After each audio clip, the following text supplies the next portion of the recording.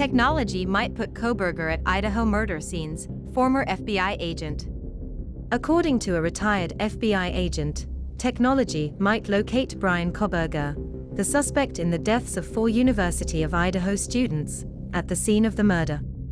In the early hours of November 13, Kohberger, 28, reportedly entered into a rental property near the university's campus in Moscow, Idaho, and fatally stabbed Kaylee Gonsalves, 21, Madison Mogen, 21, Zaina Kernadal, 20, and Ethan Chapin, 20. Kohberger was a PhD candidate in criminology and a teaching assistant at Washington State University in neighboring Pullman at the time of the killings. On December 30th, he was apprehended at his parents' house in Pennsylvania and is now charged with 4 charges of first-degree murder and 1 count of criminal burglary. Kohberger has yet to submit a plea to the accusations, although his lawyer in Pennsylvania previously stated that he was ready to be exonerated. Prosecutors will try to prove that there is enough evidence to sustain the criminal accusations against Kohberger during a preliminary hearing set for late June. According to NewsNation, Gonsalves kept a Bluetooth speaker in her bedroom, and proof of Kohberger's phone connecting to that device might help the prosecution's case.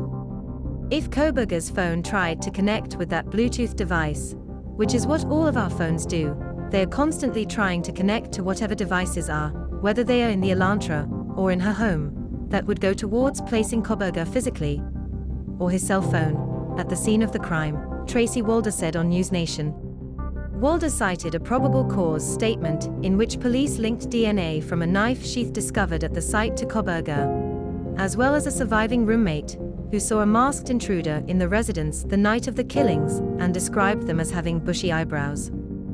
According to the affidavit, Kohberger's phone was either turned off or in airplane mode around the time of the deaths, but data just before it was turned off indicated he was headed in the direction of the house, while data after it was switched back on indicated he was heading away from it.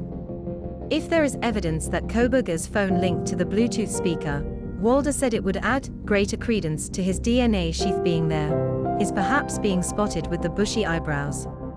It really speaks to the weight of the evidence, because you now have 3 things that physically placed him there.